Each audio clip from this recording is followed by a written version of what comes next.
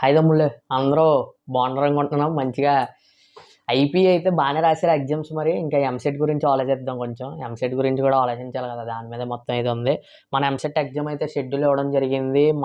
మే 12 to 18 మాట 2025 exam schedule అయితే మన ఏపీ బోర్డు అయితే రిలీజ్ చేసింది. ఇప్పుడు మనం ఈ రోజు మొన్న వీడియోలో కొంచెం మోటివేషన్ అయితే మీకు ఉపయోగపడింది అనుకుంటున్నా. ఎందుకు అంత అలాగా మెయిన్ 40 మార్క్స్ గురించి అన్నా కూడా మోటివేషన్ ఎందుకు అంత అలా చేశానంటే ఒక టైమ్ ఆఫ్ ఒక స్టేజ్లో మీరు ఎగ్జామ్స్ బాగా రాశానని చెప్పి ఎలాగైతే మీరు ఆ స్టేజ్కి వెళ్ళిపోతారని నాకు తెలుసు కాబట్టి నేను కూడా అలాంటి స్టేజ్కి వెళ్ళాను. కాబట్టి మనకి ఇప్పుడు అందరూ అంటారు పెద్ద ర్యాంక్ వచ్చింది, చిన్న ర్యాంక్ వచ్చింది అన్నది పక్కన పెడితే ర్యాంక్ వచ్చిందా లేదా, ఫ్రీ సీట్ వచ్చిందా లేదా అన్నది ముఖ్యం. లేదు మీకు కసి ఉంది అనుకుంటే మీరు ఆలోచించాల్సిన విషయం ఏంటంటే ఏంటంటే ఏదైనా చేయగలను. ఇప్పుడు ఎంసెట్ ర్యాంక్ వచ్చిన తర్వాత మీ ఫ్రెండ్కి మీకన్నా మంచి ర్యాంక్ రావచ్చు, మీకు లేదంటే మీకు మంచి ర్యాంక్ రావచ్చు. ఏది వచ్చినా మంచిది. కాకపోతే ఏంటంటే ర్యాంక్ వచ్చిన తర్వాత వేరియేషన్లో ఫీల్ అయ్యే కన్నా ముందే ఆడికన్నా ఒక 2 మార్కులు ఎక్కువ, ఒక 5 మార్కులు ఎక్కువ, ప్రతి ఒక్క మార్కు కూడా ఎంసెట్లో చాలా డిఫరెన్స్ చూపిస్తుంది. నేను చెప్తున్నాను కదా, నాకు మా ఫ్రెండ్స్కి 2 మార్క్స్ అండ్ 3 మార్క్స్ డిఫరెన్స్లోనే వేలల్లో డిఫరెన్స్కి వెళ్ళిపోయింది. మళ్ళీ చెప్తున్నా, వాళ్ళ ఐపీ మార్క్స్ ఎక్కువ కలిసినాయి అన్న పక్కన పెడితే కన్ఫర్మ్ నేను చెప్తున్నాను కదా, మళ్ళీ ప్రతి ఒక్క మార్కు చాలా ఇంపార్టెంట్ ఎంసెట్ ఎగ్జామ్లో. గుర్తుపెట్టుకోండి. మొన్న వీడియోలో 40 మార్క్స్ అని చెప్పా, కానీ 40 మార్క్స్ కాదు, మీకు మినిమం టార్గెట్ ఈజీగా 60 మార్క్స్ స్కోర్ చేసుకుంటే ఒక మంచి ర్యాంక్ మీ చేతిలో ఉంటుంది. అది గుర్తుపెట్టుకోండి. 60 మార్క్స్ అనేది అంత ఈజీగా రావు ఎంసెట్ ఎగ్జామ్లో, కానీ కష్టపడితే వస్తాయి. ఈ రోజు వీడియోలో ఏంటంటే నేను చెప్పేది ఎంసెట్ టాపిక్స్ వెయిటేజ్ కోసం చెప్తాను. ఈ టాపిక్స్లో ఏంటంటే మొన్న కూడా నేను ఆల్రెడీ హింట్స్ ఇస్తాను, మన మ్యాట్రిసెస్ అని కొన్ని డిఫరెన్షియేషన్ అని అన్నీ చెప్పాను. బట్ ఏంటంటే ఈరోజు మీకు సింపుల్గా చూపిస్తాను. ఇప్పుడు ఒకసారి ఎంసెట్ షెడ్యూల్ అయితే చూద్దాం మనం. మీది డేట్స్ మాట May 12 to 18 మాట 2025లో చూడండి. ఇప్పుడు మనకైతే ఈ షెడ్యూల్ అయితే రిలీజ్ చేయడం జరిగింది. ఇక్కడ చాలానే ఉన్నాయి మనకి. ఇప్పుడు మన ఎంసెట్ షెడ్యూల్ అయితే ఓపెన్ చేద్దాం. చూడండి, ఇది అఫీషియల్ సైట్ కాదు, ఇది అఫీషియల్ సైట్ కాదు. 1 minute. ఇదైతే చూస్తున్నారు కదా, అఫీషియల్ అనౌన్స్మెంట్ మాట. ఇది జేఎన్టీయూ కాకినాడ నుంచి, జేఎన్టీయూ నుంచి జవహర్లాల్. ఇది మన అఫీషియల్ డేట్ అయితే రిలీజ్ అయిపోవడం జరిగింది. కాబట్టి అందరూ అయితే ప్రిపేర్ అవ్వండి ఎగ్జామ్కి. అప్లికేషన్ ఫామ్స్ 15/3/2025 నుంచి అవైలబుల్గా ఉన్నాయి. మీరు ఇంకా APSHE తెలిసిందే కదా, ఈ వెబ్సైట్ నేను చూపిస్తున్నాను కదా, ఈ వెబ్సైట్లోకి వెళ్ళి అయితే అప్లికేషన్ అనేది ఫిల్ చేసుకోండి. ఈజీ ప్రాసెస్ మీద పెద్దగా నేనైతే వీడియో చేయను, ఎందుకంటే ఇదేం పెద్ద ప్రాసెసింగ్ కాదు. మ్యాక్సిమం అందరికి తెలుసు, సింపులే. ఫస్ట్ మీ డీటెయిల్స్ అన్నీ ఇచ్చేస్తారు. మెయిన్స్ అంత పెద్ద అప్లికేషన్ అయితే ఉండదు, చిన్నగానే ఉంటుంది, గమ్మున అయిపోద్ది. మీరు ఫోన్లో కూడా చేసుకోవచ్చు కావాలి ఈజీగానే. లేదంటే మీ దగ్గరలో ఉన్న నెట్ షాప్కి వెళ్తే ఒక 100 రూపీస్ 200 రూపీస్ ఛార్జ్ చేస్తారు, అంతమించి ఎక్కువ ఏమి ఉండదు. చేయించేసుకోండి. మనం మాట్లాడేది ఏంటంటే ఏపీ ఎంసెట్ కోసం వీడియోలో అయితే చెప్తాను నేను మొత్తం.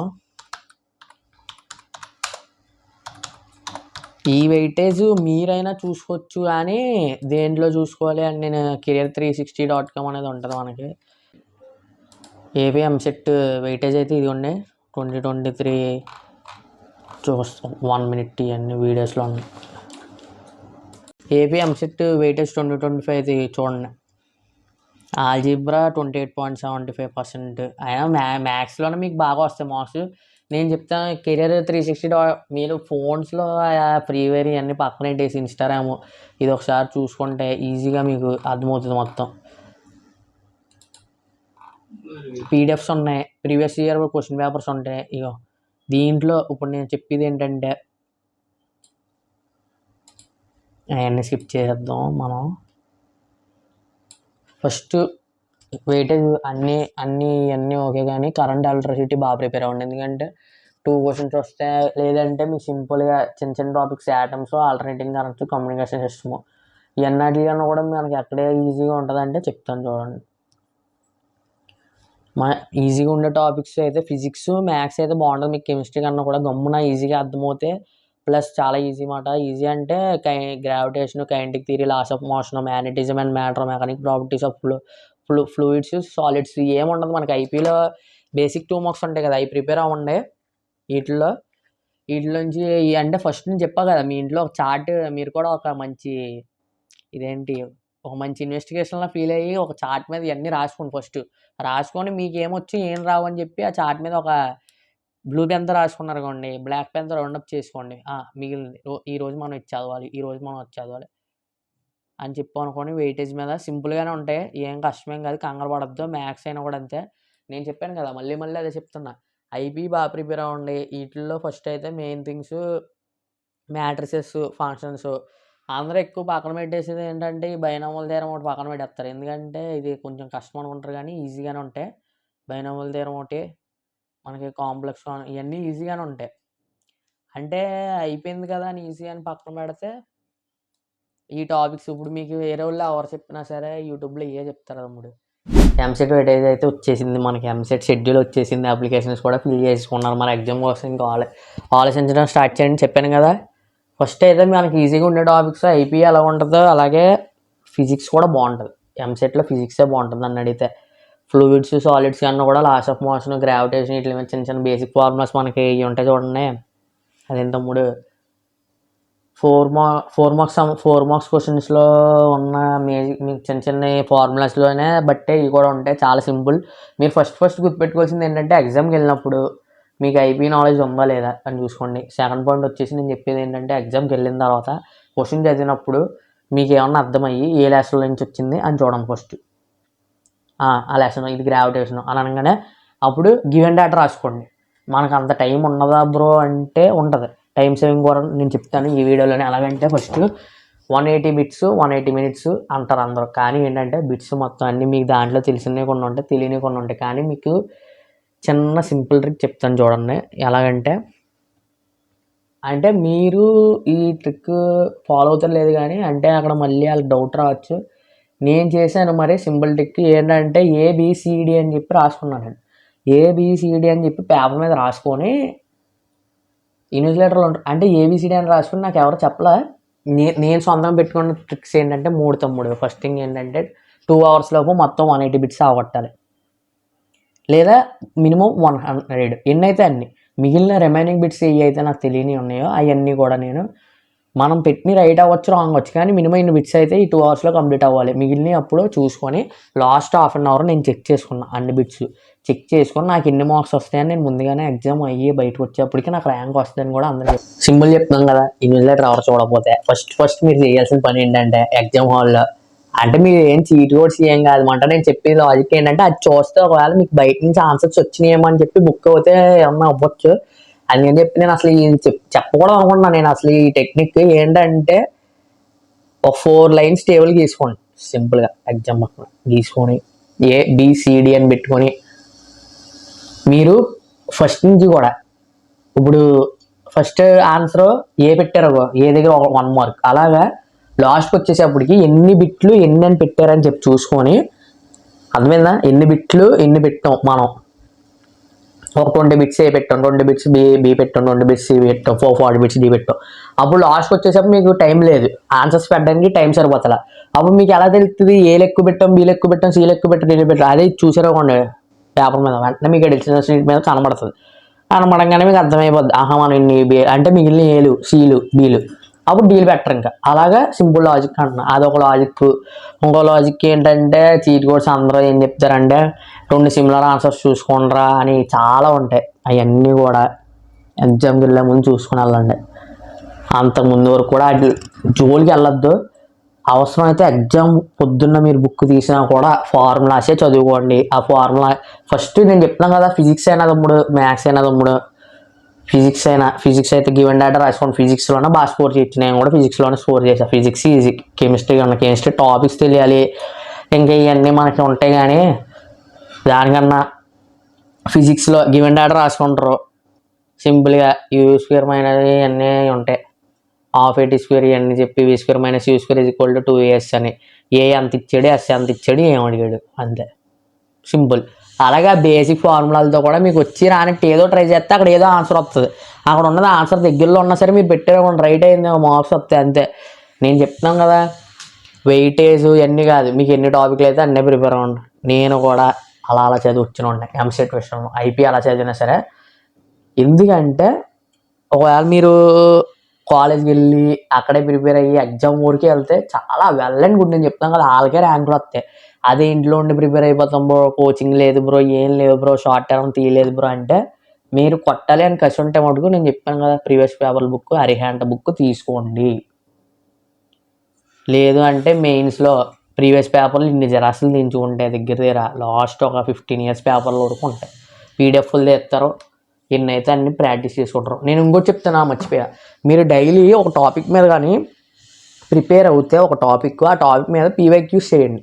ఆ టాపిక్ బట్టి అప్పుడు మీకు ఏమర్థమవుద్ది, ఆ టాపిక్ మీద మీరు పీవైక్యూస్ చేయడం వల్ల ఎగ్జామ్లో మీకు ఎక్కడ కలిసి వస్తుంది అంటే, ఇప్పుడు మనం ఆ టాపిక్ మీద ఇప్పుడు పీవైక్యూస్ చేశారు, అప్పుడు మీకు ఎంత వచ్చిందని మీకు తెలుస్తుంది. మీకు ఆ టాపిక్ వచ్చిందండి, నెక్స్ట్ డే ఆ టాపిక్ చదవకండి. ఒకవేళ ఆ టాపిక్ రాలేదు, ఆ టాపిక్ మీద మీరు పీవైక్యూస్ ఏం చేయలేకపోయే టాపిక్ వచ్చినా కూడా అంటే ఆ పీవైక్యూస్కి సొల్యూషన్స్ ఎత్తుక్కోండి, మంచిగా ప్రిపేర్ అవ్వండి. సింపుల్. ఏంట్రా ఇది ప్రతి వీడియోలోని ఇవే చెప్తున్నాడు, అసలే విషయం చెప్పట్లేదు, ఎంసెట్ వెయిటేజ్ల కోసం ఎక్కువ చెప్తా లేదు, లేదా ఎగ్జామ్ ఎలా అటెండ్ అవ్వాలని చెప్పట్లేదు, ఎప్పుడు ప్రతి విషయంలో చదవండి చదవండి చదవండి అని ఎందుకు అంటున్నానంటే, చదవమని ఎప్పుడు ఎవరో చెప్పగలరా మీకు. నిజంగా తెలియని వాళ్ళు అంటే ఎవరు ఉండరు. ఆడు ఏ కాలేజీలో చదివినా ఎక్కడ చదివినా అందరికీ ఎంసెట్ కోసం తెలిసే ఇంటర్ జాయిన్ అవుతారు. డిగ్రీ ఆప్షన్కి వెళ్దాం అనే వాళ్ళు చాలా తక్కువ మంది జాయిన్ అవుతారు. ఎంపీసీ అయినా బైపీసీ అయినా. నేను చెప్తాను కదా ఎంపీసీ, ఎందుకంటే ఎంసెట్ కోసమే అందరూ జాయిన్ అవుతారు. కానీ జాయిన్ అయిన తర్వాత ఎంసీ మన ఇంటరే 2A ఏమి మీరు అలా అనుకుంటున్నారు, కానీ బీటెక్ వచ్చిన తర్వాత ఇంకా rod double integration, triple integration ఉంటాయి. వెళ్ళే కొద్దీ నేను ఈసీ స్టూడెంట్ని, కోర్ సబ్జెక్ట్స్ ఉంటాయి. ఎంత అలాగే అయిపోతాయంటే ఒక స్టేజ్లో స్టడీస్ని వదిలేసి వెళ్ళిపోదాం రా బాబు, గివప్ ఇచ్చేద్దాం, మనకి ఈ లైఫ్ వద్దు, ఏదైనా పనిలోకి వెళ్ళిపోతే బెటర్ అనే స్టేజ్కి కూడా వెళ్తాం. కానీ గివప్ ఇవ్వకూడదు. ఎవడైతే మనల్ని నీకు ర్యాంక్ రాదన్నాడో, ఎవడైతే నీకు ఫెయిల్ అయితే నిన్ను మాట్లాడినాడో, ఎవడైతే నీకు తక్కువ మార్కులు వస్తే తిట్టాడో, ఆడికి నువ్వేం చేయాలంటే నీ మార్కులతో నువ్వు సమాధానం చెప్పాలి. లాస్ట్ ఫైనల్ విషయం అయితే మీకు నా లైఫ్లో జరిగింది ఒక చిన్న విషయం చెప్తాను చూడండి. మీకు ఎలా చెప్పాలంటే చెప్తున్నాను. ఇది సింపుల్, దీంతో ఇంక చెప్పను ఇంకేమి. ఎంసెట్ వెయిటేజ్ ఇది ఏంటంటే, మళ్ళీ చెప్తున్నా, గుర్తుపెట్టుకోండి. 10th నాకు 69.9% వచ్చింది. మొన్న అంత మోటివేషన్గా మాట్లాడావు కదా బ్రో, ఈరోజు ఏమైంది అంటే, ఆ రోజు మోటివేషన్ ఇప్పటికీ నేను అలా మాట్లాడగలను బ్రో. మనం అరిసేసినంత మాత్రాన్ని మీలో మార్పు రావాలని నేను అన్నాను. చెప్తున్నా కదా, ఏ అమ్మాయి జోలికి కానీ వెళ్ళకండి, అమ్మాయిలు కూడా అబ్బాయిల జోలికి వెళ్ళకండి, అనవసరం. తర్వాత సంగతి ముందైతే ఎంసెట్ కొట్టండి. మీ పేరెంట్స్ 10 మందితో ఇప్పటికీ ఈ రోజు నేను చెప్తున్నా కదా, ఏ ఫంక్షన్కి వెళ్ళినా మా డాడీ చెప్తారన్నమాట అందరికీ, ఆడికి ర్యాంక్ వచ్చింది, ఆడి చదువుకుంటున్నాడు, ఆ డబ్బుల మీద ఆడి కష్టపడి తెచ్చుకున్నాడు, నేను రూపాయి కట్టట్లేదు ఆడికి, ఏదో ఆడి పాకెట్ మనీ కింద ఉంచుకున్న డబ్బులు ఇస్తున్నాను అంతే అని ఎంత అలా చెప్తారంటే మా డాడీ, నాకు చాలా నిజంగా చాలా హ్యాపీగా అనిపించింది. నాకు ఎంటర్ అయిపోయిన తర్వాత చెప్తున్నాను, మళ్ళీ గుర్తుపెట్టుకోండి, ఎవడైతే ఈ మాట గుర్తుపెట్టుకోండి, ఎవడైతే ఈడు చదవలేడు, ఈడు గవర్నమెంట్ కాలేజ్కి వెళ్ళాక నాశనం అయిపోతాడు కుర్ర, ఈడు చదవలేడు, లేకపోతే ఈడు వల్ల అవ్వదు అని అన్నారు వాళ్ళందరూ. ఆ సినిమాలో ఉంటారు కదా, లక్కీ భాస్కర్ సినిమాలో ఒక డైలాగ్, ఆ డైలాగ్ వేసుకోండి, మా వాడు వేస్తాడు రేటింగ్లో చూడండి. అవమానించిన వాడితోనే సలాం కొట్టించుకున్నాను సార్. ఏంటంటే ఎవడైతే ఏమన్నాడో ఆడి చేస్తే సలాం కొట్టించుకున్నాను అంటాడు చూడు, అదే నిజం. మీరు ఒకసారి ఎంసెట్లో ర్యాంక్ కొట్టేసి అయిపోయి అన్నీ పాస్ అయిపోయారా ఎలా అనండి వెళ్ళి ఆడి ముందు.